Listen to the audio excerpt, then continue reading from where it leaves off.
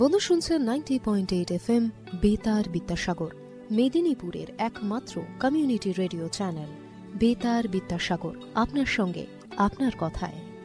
দেশ থেকে বিদেশ, ক্রীড়া জগৎ থেকে শিক্ষাক্ষেত্র, নানান বিষয়ের ওপর নানান আলোচনা শুনুন বেতার বিদ্যাসাগরের বিশেষ সাক্ষাৎকার অনুষ্ঠান কথায় কথায়।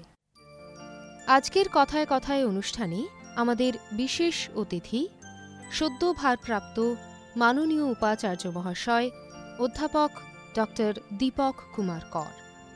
তার সঙ্গে রয়েছেন বেতার বিদ্যাসাগরের স্টেশন অধিকর্তা মহাশয় শ্রী সুনীল চন্দ্র মল্লিক। পাশাপাশি সাক্ষাৎকার নিয়েছেন বেতার বিদ্যাসাগরের আর.জে.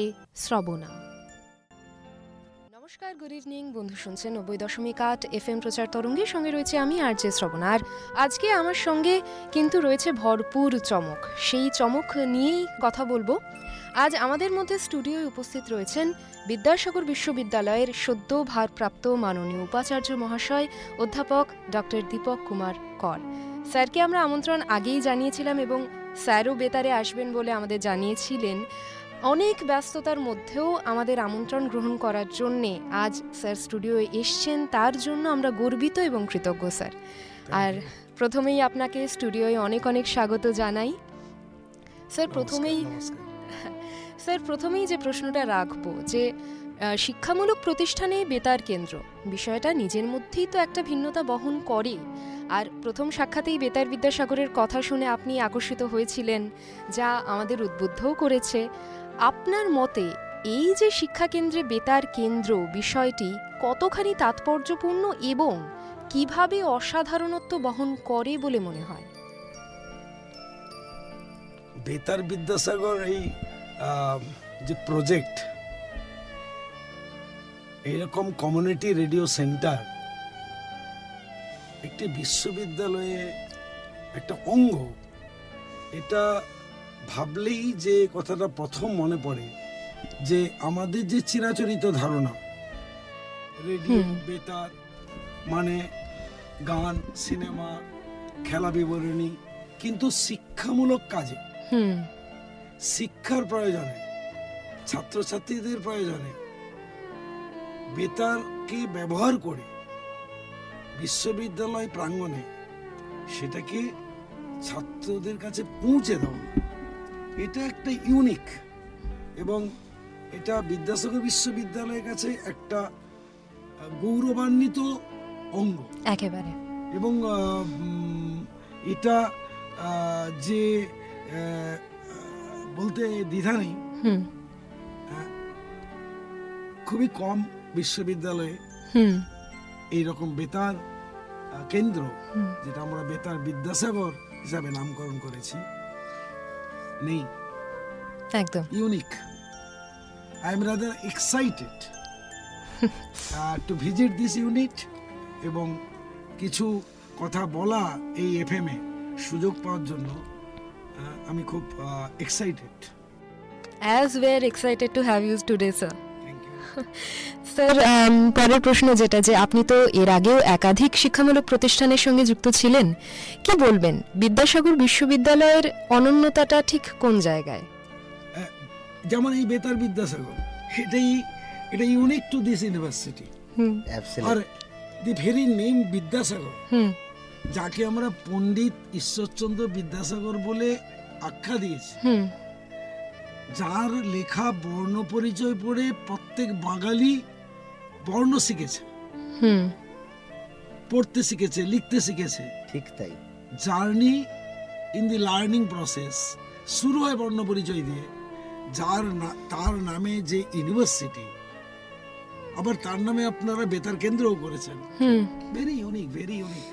আর আমি ইউনিভার্সিটিতে আজকে নিয়ে 6th ওয়ার্কিং ডে, আমি মোটামুটি ক্যাম্পাসে যতগুলো জায়গায় গেছি, আমার চোখে একটাও কোনো খারাপ জিনিস চোখে পড়েনি। প্রত্যেকটা জিনিসই এখানে আমার কাছে মনে হয়েছে যে সব ঠিক করে আছে এবং ঠিকভাবে আছে। আমরা অনেক জায়গায়, অনেক ইউনিভার্সিটিতে অনেক কিছু আছে জানি বা দেখি, কিন্তু অগোছালো, মেনটেইনড হয় না। কিন্তু এখানে রাস্তা দিয়ে গেলে একটিও কোনো নোংরা পড়ে নেই, পাতা পড়ে নেই।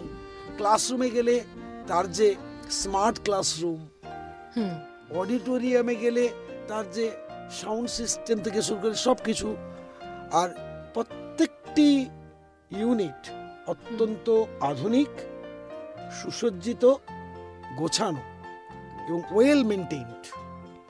আর এমন কিছু কিছু ইউনিক জিনিস এখানে আছে। হুম মেটিওরোলজিক্যাল পার্ক, হুম হুম এই যে বেতার কেন্দ্র, এগুলো কিন্তু কোথাও নেই। একেবারে। It is very unique. Vidyasagar university is very unique. Thank you so much sir. I am grateful to all my previous vice chancellors who have done this, and I have gifted by their gift. সত্যি আমরাও ধন্য আজকে স্যারকে পেয়ে। আর বন্ধুকে জানিয়ে রাখি, আমাদের আরেকটা চমক কিন্তু রয়েছে বন্ধুর জন্য, সেটা হচ্ছে আজকে কিন্তু আমাদের সঙ্গে স্টুডিওয়ে উপস্থিত রয়েছেন মাননীয় স্টেশন অধিকর্তা শ্রী সুনীল চন্দ্র মল্লিক মহাশয়। স্যার, আপনাকে নতুন করে স্বাগত জানানোর কিছু নেই, তাও ফর্মালি আবারও একবার স্বাগত জানাচ্ছি। আজকে স্যার আমরা সদ্য ভারপ্রাপ্ত মাননীয় উপাচার্য মহাশয়ের সঙ্গে কথা বলছি, কি বলবেন স্যার? আমি গর্বিত স্যারের এই যে বক্তব্য। হুম আমরা বেতার বিদ্যাসাগর 2018 সালে যখন শুরু করি, তারপর থেকে যে সমস্ত হার্ডেলসগুলো, প্রায় 5টা ধাপ আমাদের মাইলস্টোন আমাদের পেরোতে হয়েছে, প্রত্যেকটা জায়গায় নানা বাধা বিঘ্ন অতিক্রম করে সেই যে হার্ডেলস, তার সার্থকতায় স্যারের মুখ থেকে আমরা পাচ্ছি। মানে আমরা এটা করেছিলাম বলে স্যারের ভালো লেগেছে, তাতেই আমরা গর্বিত, আনন্দিত। আমি বেতার বিদ্যাসাগর স্টেশন ডিরেক্টরের পক্ষ থেকেও স্যারকে হার্দিক অভিনন্দন, শুভেচ্ছা, নমস্কার, ধন্যবাদ জানাচ্ছি যে আমাদের সঠিকভাবে চলছি, ঠিক আমাদের ভাবনা চিন্তার মধ্যে সঠিক ছিল এবং আছে এবং ভবিষ্যতে নিশ্চয়ই থাকবে। স্যার তো আমাদের সঙ্গে যুক্ত হলেন, আগামী কয়েক বছর আমরা কিন্তু পথ চলা আমাদের শুরু হলো নতুন করে। স্যারের পরামর্শদাতায় আমাদের যে বেতার বিদ্যাসাগরের একটা কমিটি আছে, সেই কমিটির ব্যাপারেও আমরা স্যারকে নিশ্চয়ই বলবো পরবর্তীকালে, সঙ্গে মিটিং ডেকে সেখানে স্যারের পরামর্শে নিশ্চয়ই পুরো বিষয়টা আমরা আবার নতুন করে আমরা ভাবনা চিন্তা আমি করব। একটু অ্যাড করতে চাই। হ্যাঁ স্যার। এই বেতার বিদ্যাসাগর গড়ে তোলার পিছনে যে মানুষরা, ইনক্লুডিং সুনীল বাবু এবং আপনারা যারা এখানে যুক্ত আছেন, তাদের যে পরিশ্রম, এটা কিন্তু সাধনা। এই সাধনা মাধ্যমে কিন্তু এইরকম একটা জিনিস গড়ে ওঠে। আমি তাদের প্রত্যেককে সাধুবাদ জানাই। Thank you sir. Thank you sir. আর স্যার, আপনি হার্ডেলসের কথা বলছিলেন একটু আগে, তো সেই প্রশ্নেই একটু আসবো যে সূচনার সময় ঠিক কি কি চ্যালেঞ্জের সম্মুখীন আপনাকে হতে হয়েছে? চ্যালেঞ্জ মানে শুরুতেই আমরা অ্যাপ্লাই করতে গিয়ে নানা রকমের পারমিশন, এই যে আমরা স্যারকে এক্ষুনি বলছিলাম, এয়ারপোর্ট অথরিটির পারমিশন বের করা 6 মাস, পুলিশের আমাদের বের করাটা ইজি ছিল, স্টেট গভর্নমেন্টও আমাদের হেল্প করেছেন।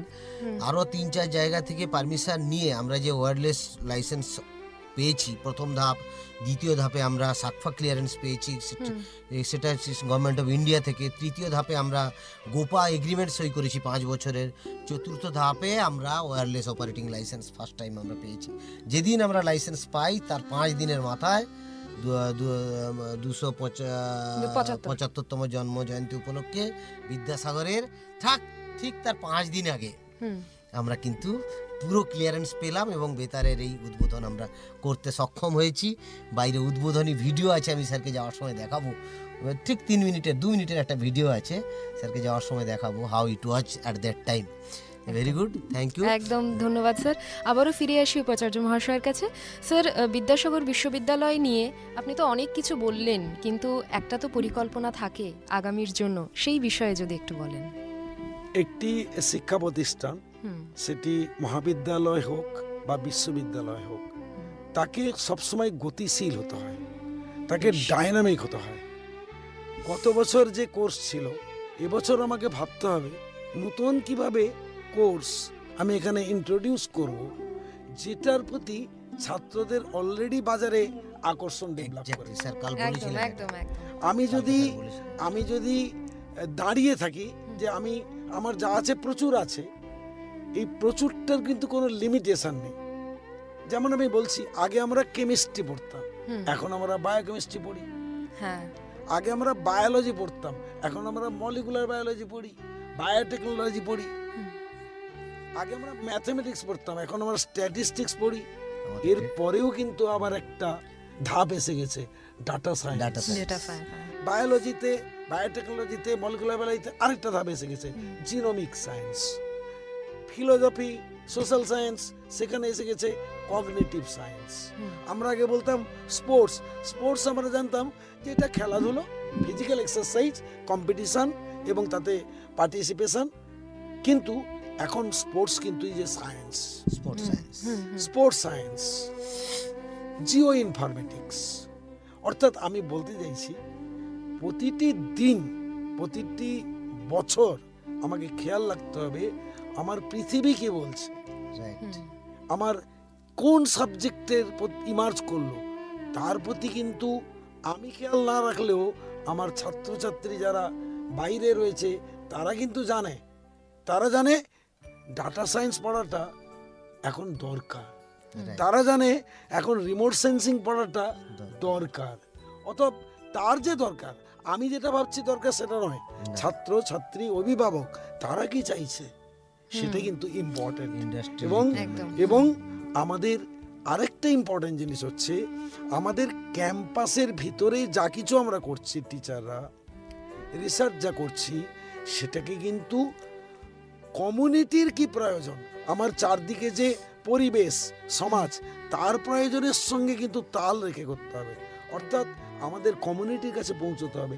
আমাদের ক্যাম্পাসের একটা ফিজিক্যাল বাউন্ডারি আছে, সেই বাউন্ডারিটা ফিজিক্যাল, কিন্তু মানসিকভাবে যে বাউন্ডারি কোনো নেই। অর্থাৎ আমার চারদিকের যে সমাজ তাদের কি কি প্রয়োজন সেটাও মাথায় রাখতে হবে। একদম। অর্থাৎ simultaneously we have to be local and global.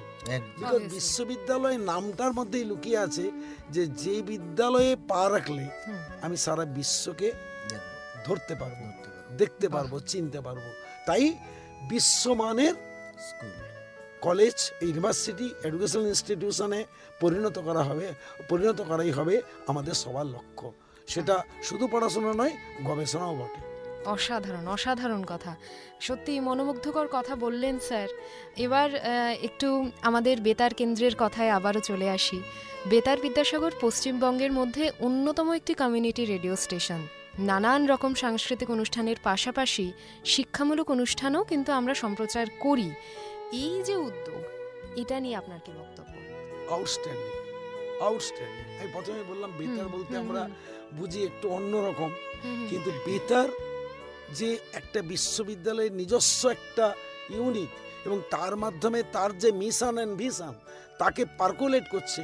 আর আমি ক্লাসরুমের মধ্যে সীমাবদ্ধ নই, আমি এই বেতার কেন্দ্রের মাধ্যমে আমি লক্ষ লক্ষ ছাত্রছাত্রীদের কাছে পৌঁছে যাচ্ছি একটা নির্দিষ্ট সময়ে। এটা আমি সাজেস্ট করবো আরো যে এই টাইমটাকে আরো বাড়িয়ে তোলা, অর্থাৎ একদম। 11টা থেকে 5টা, 11টা থেকে 11টা এই জায়গায় পৌঁছে যাওয়া। আর আমাদের যে রেডিয়াস আছে, আমাদের যে ক্যাচমেন্ট এরিয়া আছে, তাকে আরো বাড়িয়ে তোলা। আমি বিশ্বের কাছে পৌঁছে যাব। আমরা অ্যাকচুয়ালি বিশ্বকে ধরতে চাই, বিশ্ববিদ্যালয় বিশ্বকে ধরতে চাই, এই বেতার কেন্দ্র একদিন বিশ্বের কাছে পৌঁছে যাবে। স্যারের এই অনেক কথা ধন্যবাদ। আমাদের নিয়ে নিলাম আমরা স্যার। আপনার নেতৃত্বে আপনি যে 3টে ডিজায়ার প্রকাশ নেতৃত্বে করলেন, নয়। এখন এই ডিজায়ার আমরা অ্যাচিভ করব আপনার Thank you, নেতৃত্বেই thank you করব। very much. বলছি যে যে অফিসার নিয়োগ করার দরকার সেটাই আমি লক্ষ্য রাখবো। যে স্টাফ যেখানে নিযুক্ত করা দরকার সেটা করব, ইনফ্রাস্ট্রাকচার মেনটেন করব এবং হিউম্যান রিসোর্স যেটা প্রয়োজন সেটাকে প্রোভাইড করব। Thank you, আর সাথে সাথে আমরা এটা আরো বেশি মানুষের কাছে, ছাত্রছাত্রীদের কাছে এবং আরো বেশিক্ষণ ধরে কি করে পৌঁছে যায় তার জন্য চেষ্টা। আমরা চেষ্টা করব। একেবারে যেটা স্যার বললেন আমাদের। আর আরেকবার আমি আমাদের স্টেশন অধিকর্তা মহাশয়ের কাছে যাব যে আপনার নেতৃত্বে তো বেতার বিদ্যাসাগর প্রথম থেকেই অগ্রগতির পথে স্যার, শুরু থেকেই আপনি আমাদের পাশে রয়েছেন, আমাদের মাথার উপর রয়েছেন। এই যে বেতার বিদ্যাসাগর মানুষের কাছে আরও বেশি করে কিভাবে পৌঁছতে পারে সেটা নিয়ে স্যার তো বললেন, আপনার কি পরামর্শ রয়েছে? স্যারের বক্তব্যের সঙ্গে আমি সম্পূর্ণ সহমত যে আমাদের এই বেতার বিদ্যাসাগর যেটা স্যার বললেন যে ফিজিক্যাল গন্ডি যে 15 কিলোমিটার রেডিয়াস, প্রথম ধাপে এই রেডিয়াস আমরা বাড়াতেই হবে আমাদের। সেটা আমরা ট্রান্সমিটারের ক্যাপাসিটি বাড়িয়ে এটাকে আমরা 30 থেকে 50 কিলোমিটার পর্যন্ত, যদি আমাদের ক্লিয়ারেন্স সেন্ট্রাল গভর্নমেন্ট দেয়, তার জন্য আমাদের ক্লিয়ারেন্স আলাদা লাগবে। স্যারের জন্য জানাচ্ছি যে আলাদা করে ক্লিয়ারেন্স, এখন পর্যন্ত লাইসেন্স আমাদের 20 কিলোমিটারের জন্য আছে, সেটা আমরা একদম ধাপ। দ্বিতীয় ধাপ হচ্ছে এটা আরও গ্লোবাল মানুষের কাছে পৌঁছানোর জন্যে use of social media, radio গার্ডেনের ব্যবহার, আমার রেডিও ইন্ডিয়ার ব্যবহার, যত মোবাইল অ্যাপ আছে তার ব্যবহার, এবং ফেসবুক, টুইটার এবং YouTube. Already we are present in YouTube, already we are present in Facebook, কিন্তু সেটাকে আরও বেশি করে আমাদের প্রচার করতে হবে, তার মাধ্যমেই আমরা মানুষের কাছে পৌঁছাবো। স্যার, অনেক কথা আপনার কাছ থেকে আজকে শুনলাম। আপনি আপনার মহামূল্যবান সময় থেকে সময় বের করে এখানে এসেছেন, তার জন্য অনেক ধন্যবাদ। একদম শেষ সময় শ্রোতা বন্ধুদের উদ্দেশ্যে কি বলবেন? আমি বলবো যে বেতার অনেক সময় মনে হয় যেন পুরনো হয়ে গেছে। বাড়িতে টিভি দেখা যায় কিন্তু রেডিও দেখা যায় না। একটা ছোট্ট গল্প বলে শেষ করব। কোভিডের সময় আমি সিধু কানু বিশ্ব ইউনিভার্সিটিতে উপাচার্য ছিলাম। এমন অনেক ছাত্রছাত্রীর বাড়ি এমন এমন অঞ্চলে যেখানে কিন্তু ইন্টারনেট অ্যাক্সেস তারা করতে পারে না, কিন্তু এই বেতারের মাধ্যমে আমরা ওই সময় পৌঁছে গেছিলাম কমিউনিটি রেডিও স্টেশনের মাধ্যমে ওই ছাত্রছাত্রীদের কাছে। অর্থাৎ কোনো কিছুই ওল্ড নয়, ওল্ড সামটাইমস অ্যাপিয়ার গোল্ড। আমি মনে করি আজকে এই রকম যে চিন্তা ভাবনা বেতারের মাধ্যমে শিক্ষাকে পৌঁছে দেওয়া শিক্ষার্থীর কাছে, এটা অত্যন্ত গুরুত্বপূর্ণ, অত্যন্ত উপযোগী।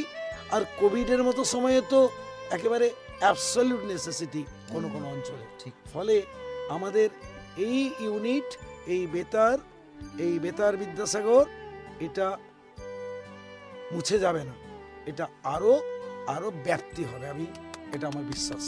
বাহ, থ্যাংক ইউ সো মাচ। অবশ্যই স্যারের আশীর্বাদ আর স্যার যদি আমাদের পাশে থাকেন তাহলে আমরা এগিয়ে যাব আরও অনেকটা পথ।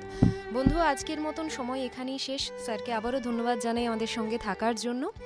আর বন্ধু, আবারও কথা হবে, আড্ডা হবে নিশ্চয়ই। স্যারকে আমরা আবারও পাবো আমাদের সঙ্গে, সেই আশাই রাখছি। আর এই আশা নিয়ে, এই আমেজকে সঙ্গে নিয়ে শেষ করছি আজকের এই সাক্ষাৎকার অনুষ্ঠান।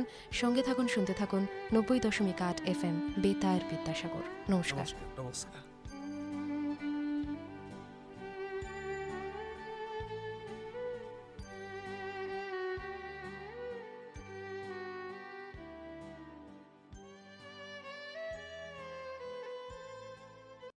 বন্ধু, শুনছেন 90.8 FM বেতার বিদ্যাসাগর, মেদিনীপুরের একমাত্র কমিউনিটি রেডিও চ্যানেল বেতার বিদ্যাসাগর। আপনার সঙ্গে, আপনার কথায়।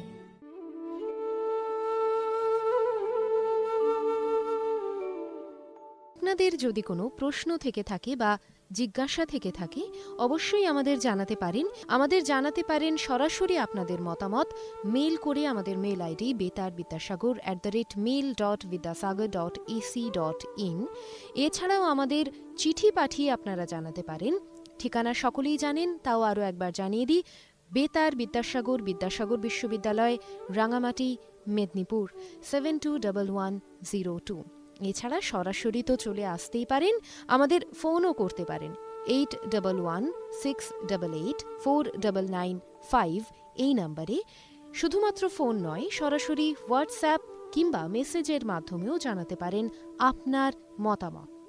এছাড়াও ফেসবুক কিংবা ইনস্টাগ্রামেও আমরা রয়েছি 90.8 FM বেতার বিদ্যাসাগর এই নামে।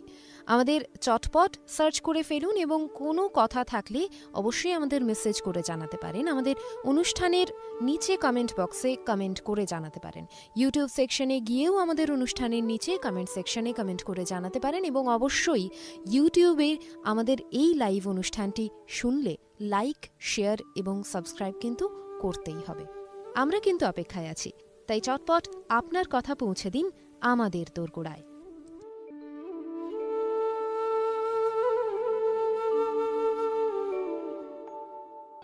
বন্ধু, শুনছেন 90.8 FM বেতার বিদ্যাসাগর, মেদিনীপুরের একমাত্র কমিউনিটি রেডিও চ্যানেল বেতার বিদ্যাসাগর, আপনার সঙ্গে আপনার কথায়। দেশ থেকে বিদেশ, ক্রীড়া জগৎ থেকে শিক্ষাক্ষেত্র, নানান বিষয়ের ওপর নানান আলোচনা। শুনুন বেতার বিদ্যাসাগরের বিশেষ সাক্ষাৎকার অনুষ্ঠান কথায় কথায়।